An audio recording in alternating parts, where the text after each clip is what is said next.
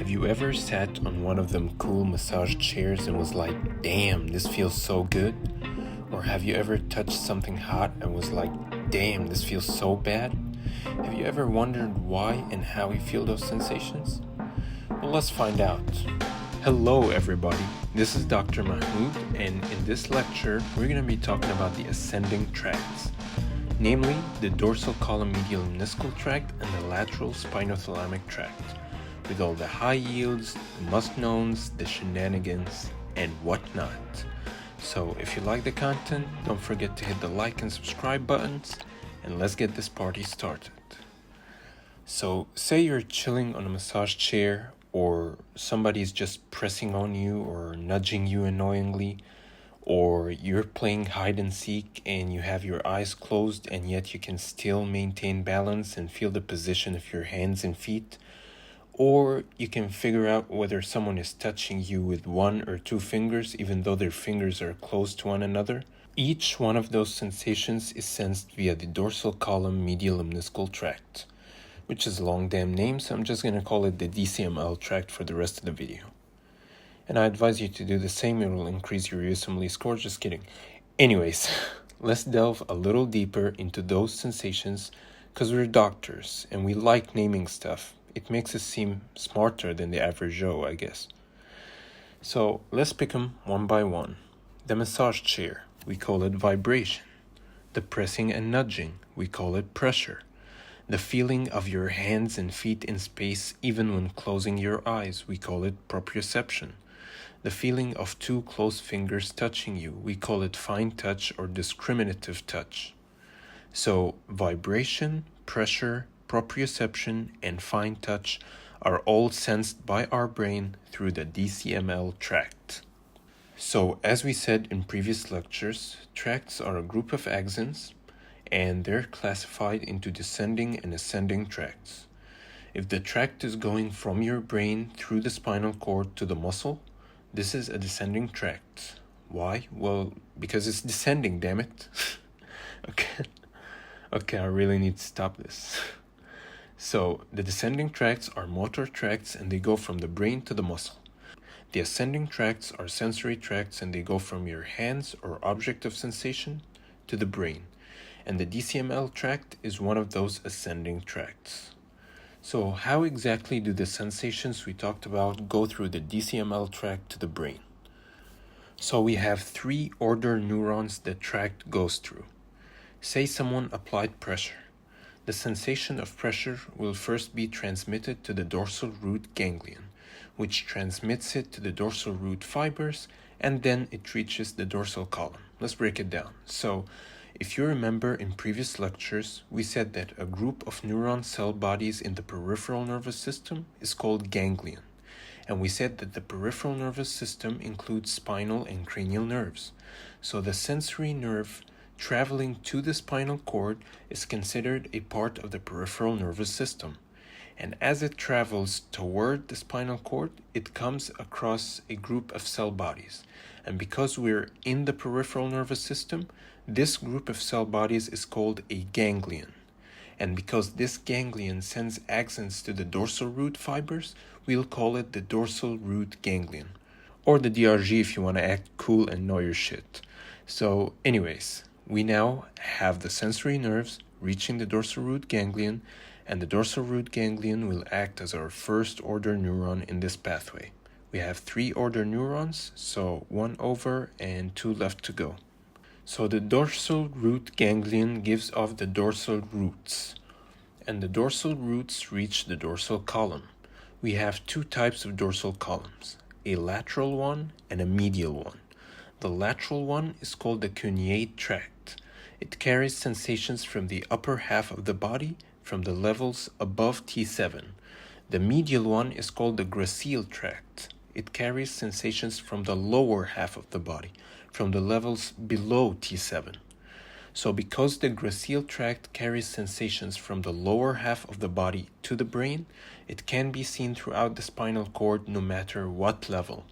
The cuneate tract, on the other hand, carries sensations from the upper half of the body above T7, so it can only be seen in the spinal cord levels above T7. And we mentioned this in a previous lecture when we explained how we can figure out what spinal cord section we're looking at, so you might want to check it out if you haven't. So now the tract reached the dorsal columns and is going up the spinal cord within the gracile and cuneate tracts. It keeps going up until it reaches the lowest part of the medulla, or the caudal medulla. Once it reaches that point, the gracile and cuneate tracts relay in the gracile and cuneate nuclei present in the lower medulla. And as we mentioned in previous lectures, a group of neuron cell bodies in the central nervous system is called a nucleus. So the gracile and cuneate tracts reach the caudal medulla and relay in the respective nuclei. The gracile tract relays in the gracile nucleus, and the cuneate tract relays in the cuneate nucleus. And those two nuclei serve as our second-order neurons of this pathway. So the first-order neuron is the dorsal root ganglion, and the second-order neurons are the gracile and cuneate nuclei. So now the tract reached the gracile and cuneate nuclei in the caudal medulla. From there, it crosses or decussates to the opposite side. So if the tract was on the right, it will now be on the left, and vice versa. Before decussation, the tract fibers coming out of the gracile and cuneate tracts are called the internal arcuate fibers. After decussation, they are called the medial lemniscus, and that's why we call it the dorsal column medial lemniscal tract. So the medial lemniscus keeps ascending in the brainstem until it reaches a structure deep in the brain called the thalamus. And we'll talk about the thalamus in great depth in later lectures. Almost all sensations of our body pass through the thalamus, with the small exception of the smell sensation or olfaction. The thalamus has many nuclei. Our DCML tract relays on the ventral posterolateral nucleus, or VPL for short. So from the gracile and cuneate nuclei in the caudal medulla, the tract decussates to the opposite side. Before decussating, it's called the internal arcuate fibers, and after decussating, it becomes the medial lemniscus. And the medial lemniscus keeps ascending until it reaches the ventral posterolateral or VPL nucleus of the thalamus. And this nucleus serves as our third and last order neuron. From the thalamus, the tract ascends to reach its final destination. Remember the central sulcus of the brain? In previous lectures, we said that in front of the central sulcus, we have a bulge called the precentral gyrus, and this is the primary motor cortex. And we said that we have a bulge posterior to the central sulcus called the postcentral gyrus. And the postcentral gyrus is the primary somatosensory cortex. The primary somatosensory cortex is the final destination of the DCML tract and the lateral spinothalamic tract, which we will talk about next. So to quickly recap, the DCML tract starts from the sensory nerves in the object of sensation, whether it's your hands or a pressure sensation on your body, and it travels to the dorsal root ganglion, which serves as our first order neuron. From the dorsal root ganglion, it reaches the dorsal root and dorsal columns, where it ascends in the gracile and cuneate tracts. Once it reaches the caudal medulla, the nerve fibers coming from the gracile tract relay in the gracile nucleus, and the nerve fibers coming from the cuneate tract relay in the cuneate nucleus, and those two nuclei serve as our second-order neurons. From the nuclei, the tract decussates.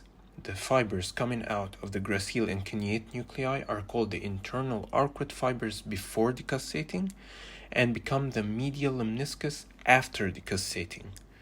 The medial lemniscus then keeps ascending until it reaches the VPL nucleus of the thalamus, which serves as our third-order neuron.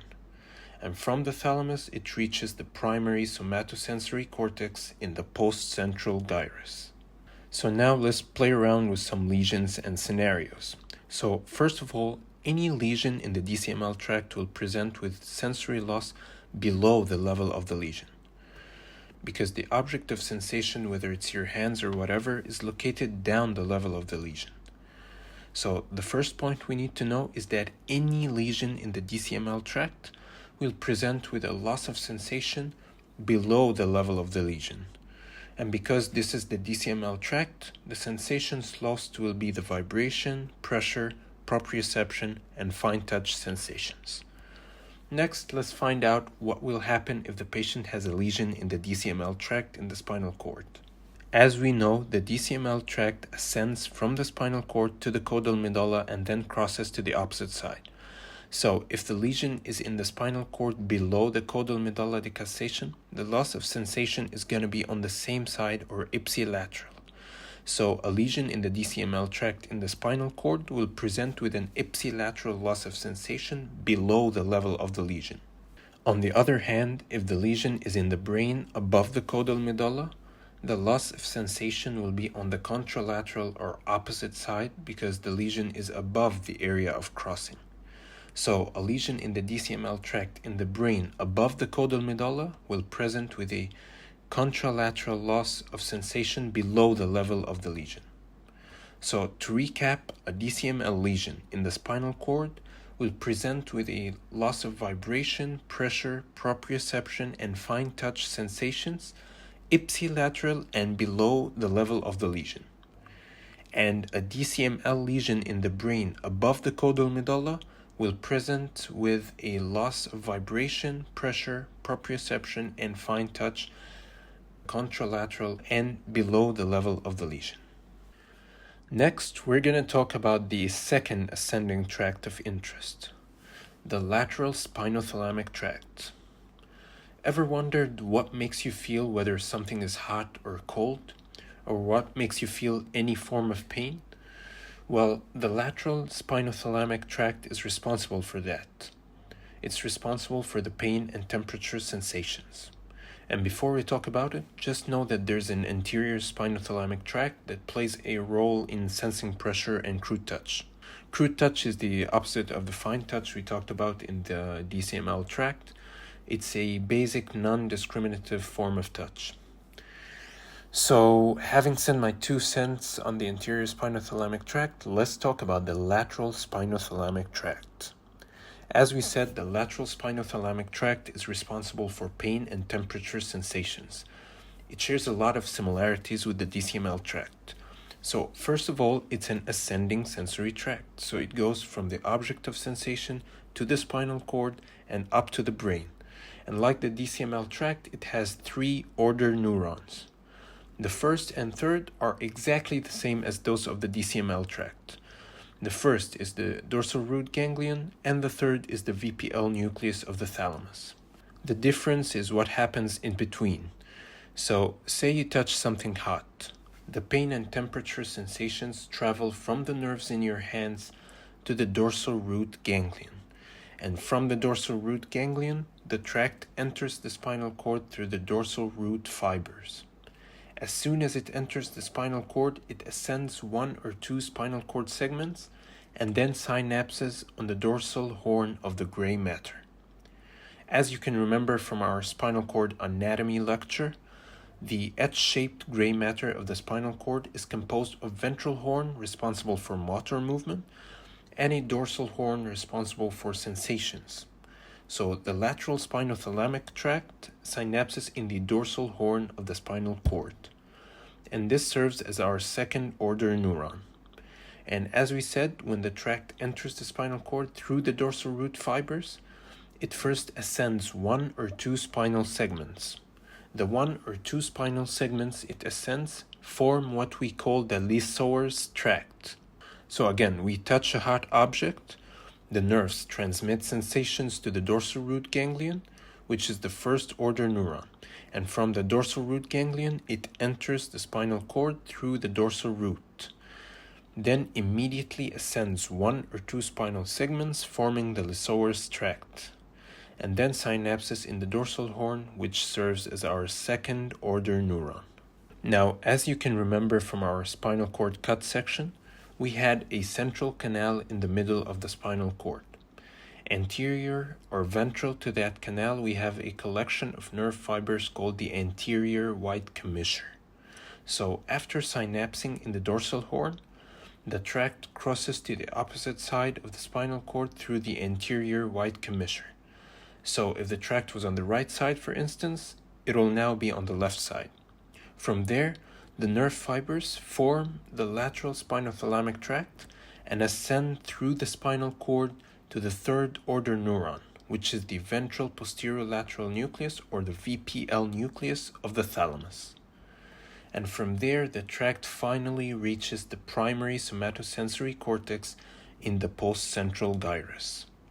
So to recap, you touch a hot object, the pain and temperature sensations go through the sensory nerves in your hands to the dorsal root ganglion, which is our first order neuron. And from there, the nerve fibers enter the spinal cord through the dorsal root.